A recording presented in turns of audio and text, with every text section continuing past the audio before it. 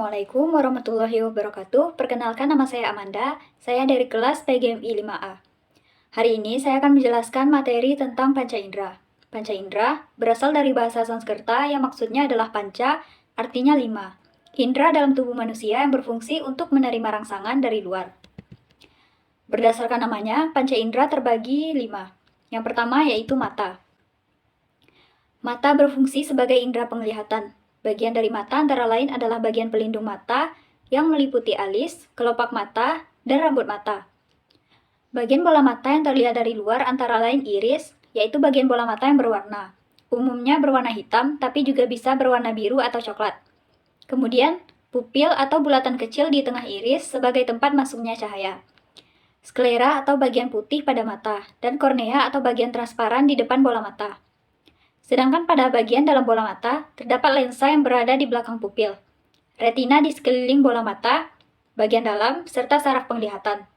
Cara kerja mata yaitu menerima rangsangan cahaya yang difokuskan oleh lensa supaya bayangan jatuh di depan retina. Bayangan ini terbalik, kemudian diteruskan oleh saraf mata ke otak hingga kita bisa melihat dengan apa adanya, atau tidak lagi terbalik. Indera yang kedua yaitu hidung. Hidung berfungsi sebagai indera penciuman, yaitu untuk mencium bau. Fungsi lain dari hidung adalah sebagai tempat masuknya udara, sehingga kita bisa menghirup oksigen. Hidung terdiri dari batang hidung, lubang hidung, rambut hidung, dan saraf penciuman yang berada di rongga atas hidung. Saraf inilah yang menerima rangsangan dari molekul yang terbang bersama udara, dan mengirimkannya ke otak. Otak mampu mengolah aneka bau tersebut sehingga dapat merasakan apakah itu bau busuk maupun wangi. Sementara rambut hidung berfungsi menyaring udara yang masuk agar kotoran tidak masuk ke dalam paru-paru.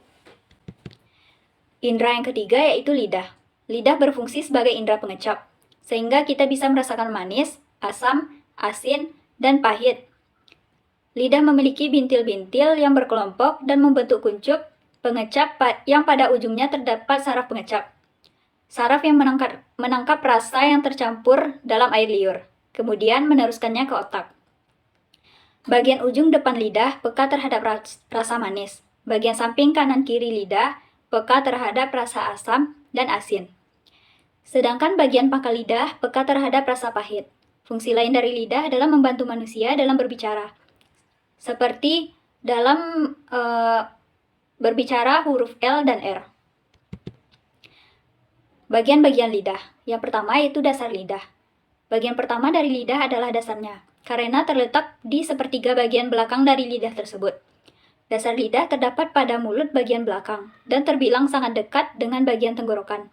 Berbeda dengan bagian lainnya, dasar lidah tidak dapat digerakkan dengan bebas karena memang gerakannya terbatas, serta ada bagian yang menempel tulang. Yang kedua, badan lidah.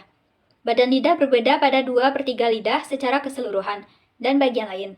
Namun berbeda dengan dasar lidah, badan lidah memiliki keleluasaan ketika digerakkan. Selain itu, beberapa fungsi vital yang berkaitan dengan kesehatan tubuh juga terdapat pada bagian ini. Salah satunya sebagai pencegah mulut kemasukan kuman. Yang ketiga, ujung lidah. Terletak di bagian ujung dari organ manusia ini. Ujung lidah berada di bagian paling depan dan berdekatan dengan gigi seri. Ujung lidah bisa digerakkan secara bebas, karena posisinya yang membuat bagian dari lidah dapat digunakan sedemikian rupa. Ujung lidah merupakan bagian sangat penting dari organ ini. Keempat, dorsum lidah. Dorsum lidah terletak antara bagian lidah dan dasarnya. Merupakan bagian permukaan yang terlihat sedikit lebih naik ketimbang bagian badan lidah. Jika dilihat lebih seksama, bagian ini memiliki garis cekungan. Garis cekungan yang membentuk seperti huruf V dan memiliki nama dengan sebutan sulcus terminalis. Yang terakhir yaitu bawah lidah. Bagian bawah lidah bisa dilihat hanya jika lidah diangkat. Bagian ini memiliki pembuluh darah vena yang terlihat sangat jelas. Pembuluh darah vena pada lidah berwarna ungu sedikit kebiru-biruan. Fungsi bagian ini adalah sebagai tempat pemberi obat, membuat beberapa jenis obat tertentu diserap secara cepat. Indera selanjutnya yaitu telinga. Telinga berfungsi sebagai indera pendengar. Suara bisa didengar karena adanya gelombang suara dari sumber bunyi yang merambat melalui udara, masuk ke organ telinga hingga disalurkan ke otak. Telinga dibagi menjadi 3 bagian, yaitu bagian luar, bagian tengah, dan bagian dalam. Telinga bagian luar yaitu daun telinga dan lubang telinga. Bagian luar telinga ini adalah yang pertama kali menerima getaran bunyi. Di bagian tengah ada gendang telinga atau 3 tulang pendengaran yang meneruskan getaran suara ke telinga bagian dalam. Di bagian dalam, terdapat rumah siput dengan saraf pendengaran yang meneruskan getaran menuju otak. Otak dapat mengartikan getaran suara sebagai bunyi yang beraneka ragam. Indera selanjutnya atau yang terakhir adalah kulit. Kulit berfungsi sebagai perasa tubuh. Yang dimaksud rasa di sini adalah rangsangan berupa sentuhan. Kulit peka terhadap suhu panas, suhu dingin, tekstur kasar, dan tekstur lembut. Seringkali kita bisa mengenal suatu benda hanya dengan menyentuh. Meskipun tanpa melihatnya, kulit terdiri dari 2 lapisan, yaitu lapisan luar dan lapisan dalam.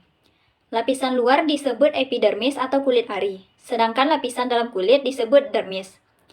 Di dalam kulit terdapat pembuluh darah, kelenjar keringat, kelenjar minyak, jaringan lemak, dan saraf penerima rangsang atau reseptor.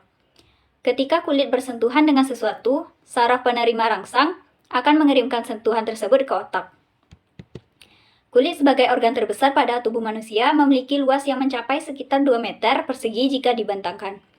Selain dimensinya yang mencolok, kulit juga menduduki peran sentral dalam menjaga tubuh manusia. Yang selanjutnya itu hipodermis atau lapisan subkutan. Pengertiannya itu adalah lapisan terdalam dari kulit manusia yang terletak di bawah dermis. Lapisan ini terdiri dari jaringan adiposa serta serat kolagen. Fungsinya memberikan isolasi termal, menyimpan cadangan energi dalam bentuk lemak, dan memberikan dukungan struktural bagi kulit. Yang keempat, folikel rambut dan batang rambut. Pengertiannya yaitu kantung kecil di dalam kulit yang menopang akar rambut. Sedangkan batang rambut adalah bagian terlihat dari rambut di atas permukaan kulit. Fungsinya, folikel rambut membentuk dan mendukung pertumbuhan rambut. Sedangkan batang rambut memberikan perlindungan dan mengatur suhu tubuh. Itulah materi mengenai panca indera. Sekian, terima kasih. Assalamualaikum warahmatullahi wabarakatuh.